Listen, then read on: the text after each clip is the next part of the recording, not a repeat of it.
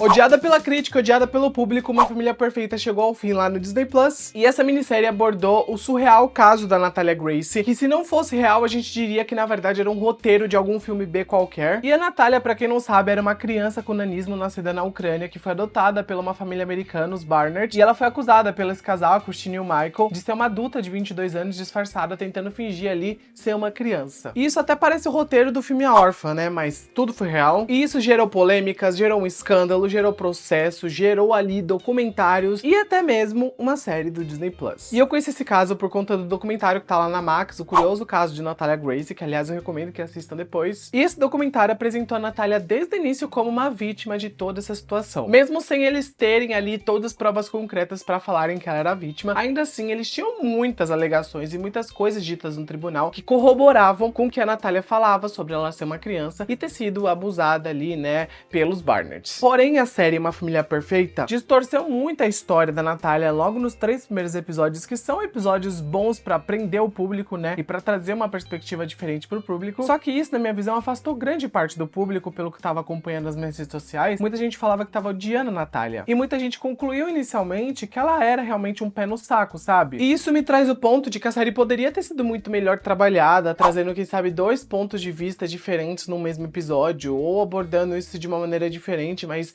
não. Eles apresentaram a Natália inicialmente como um monstro, já que os 3 primeiros episódios eram pela perspectiva dos pais, então eu sei disso, as pessoas que assistem sabem disso, mas era tão irritante de assistir a série que isso afastou muita gente, e com razão, né? Então assim, hoje eu quero falar a minha perspectiva da série num todo aí, dos 8 episódios. Quero conversar sobre o desfecho da série, conversar sobre onde a Natália tá hoje em dia, falar sobre tudo que eu posso sobre essa série. Mas antes de começar a falar sobre tudo isso, deixa o like que é importante, se inscreve aqui para próximos conteúdos e me conta nos comentários o que vocês acharam da série. Coloca lá que eu quero muito ler. Nos 4 primeiros episódios de Uma Família Perfeita, eu só pensava, meu Deus, que série ruim. E a única coisa que me continuou a fazer assistir essa série era o fascínio por saber onde toda essa loucura ia acabar. E vamos ser sinceros, né? Uma Família Perfeita era uma série tão confusa, arrastada e mal dirigida que parece que os roteiristas estavam competindo pra ver quem conseguia deixar o público mais irritado, porque, Jesus, era uma coisa pior que a outra. E durante os episódios iniciais, a série tentou levantar questões sobre quem tava dizendo a verdade, se eram os Barnett ou se era a Natália, né? E eles colocaram aquela dúvida na Natália, ela era uma criança indefesa, uma vigarista sinistra. A Natália tava sendo abordada como um anticristo, um capiroto. E a estrutura narrativa dos primeiros episódios era super truncada. Os diálogos eram expositivos e sem vida. E um mistério que deveria deixar a gente empolgado com aquela sensação de, meu Deus, o que vai acontecer no próximo episódio? Só, na verdade, passava uma sensação de que tudo tava sendo mal executado. E se você não percebeu nada disso, você está assistindo séries muito ruins. Seu padrão de qualidade tá bem baixo. E quando a gente chega no momento de receber as respostas sobre quem é a Natália,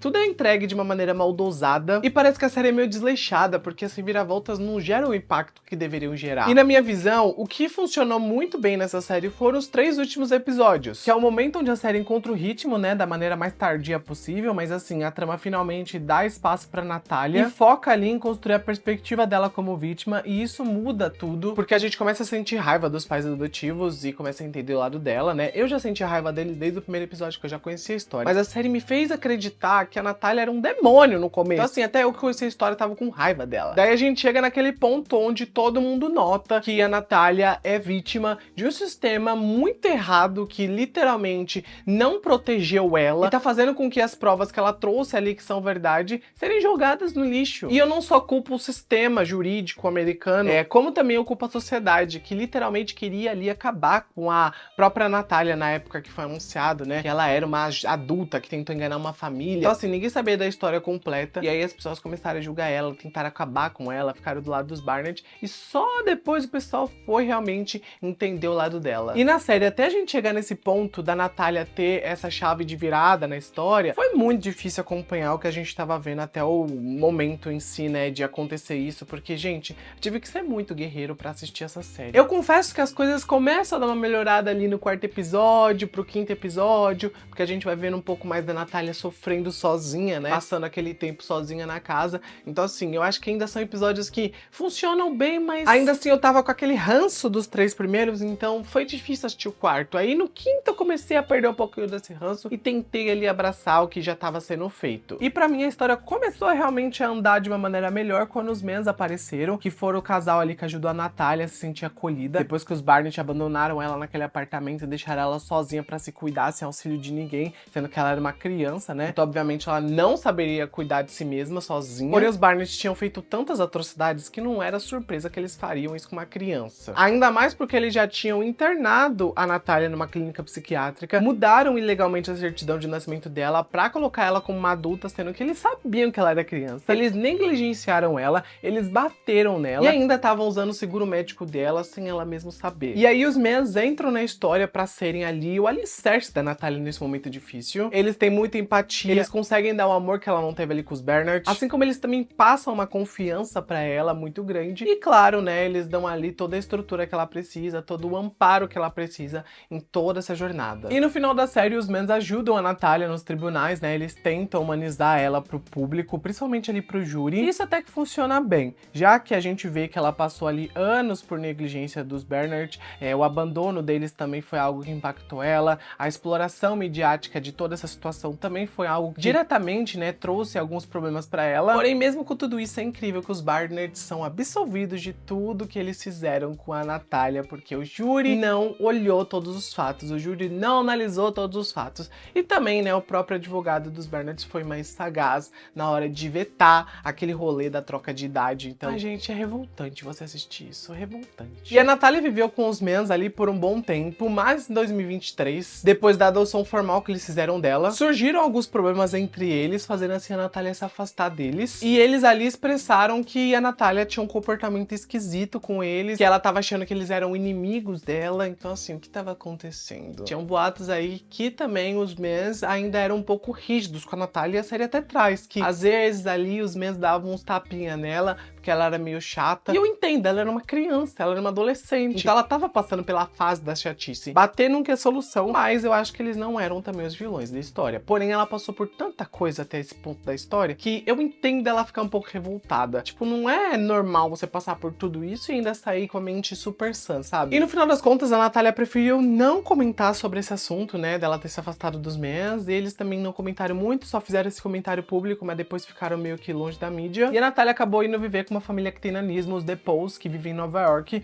Eles acolheram ela ali e ela tá estudando hoje em dia pra ser professora. Ela tem um namoradinho ali que ela conheceu online, então ela tá seguindo a vida dela, assim como os Barnett também estão seguindo, os Mans também estão seguindo. No final das contas, todo esse rolê que aconteceu aqui nessa série não deu em nada, né? Mas eu acredito que o karma vai chegar pras pessoas certas logo mais, então é isso que importa. E eu queria falar sobre a grande criminosa dessa série, porque teve uma criminosa aqui. Vocês podem imaginar que não, mas teve. Que foi a Ellen Pompeo. Sim, a Meredith de Grey's Anatomy foi a grande criminosa. Porque, pelo amor de Deus, que performance ruim, uma das piores do ano. Parece que ela tá fazendo de tudo pra se desvincular de Grey's Anatomy e pra tentar conseguir uma indicação ao Emmy, mas quanto mais ela tentava, mais ela entregava horrores. A performance dela é um festival de careta congelada ali. As frases que ela dizia tinham a mesma entonação sempre, é como se ela tivesse meio que só decorado as cenas e falado. Eu tinha uma sensação que ela tava no piloto automático só tentando entregar o que tava ali no roteiro e nada mais. Ela não ia além, ela não explorava a personagem. A presença dela em cena era engessada, sabe? Ela não tinha expressão, parecia um robô executando ações. E, gente, a Christine, mesmo sendo tudo que ela é, tudo que foi dito aqui na série sobre ela não é essa parede igual a Ellen Pompeo tá interpretando, sabe? Ela tem um pouco mais de expressão, tem um pouco mais ali de carisma. Até uma louca igual a Christine tem um pouco de carisma. Ela não conseguiria enganar todo mundo que ela enganou, sendo uma porta igual a Ellen Pompeo tava interpretando. Então é complicado, sabe? Que performance ruim. Ah, e já que eu tô falando da Ellen Pompeo, eu acho legal também trazer o ponto de que o que aconteceu com a Natália é baseado, obviamente, na Christine, né? Não na personagem que a Ellen tá interpretando, na Christine da vida real. Ressoava muito no filho autista da Christine, o Jacob. Porque basicamente a Christine ganhou notoriedade cuidando do filho autista dela, escrevendo um livro e fazendo palestras sobre esse filho. Então ela queria meio que criar um projeto novo baseado na Natália. Ela queria salvar mais uma criança, ela queria ser a salvadora da pátria, escrever um outro livro pra mostrar pros outros que ela conseguia fazer isso e aquilo. Então esse foi um dos motivos pra ela adotar a Natália. Quando ela viu que a Natália batia de frente com ela, a Natália não abaixava a cabeça pras coisas, ela ficou opa.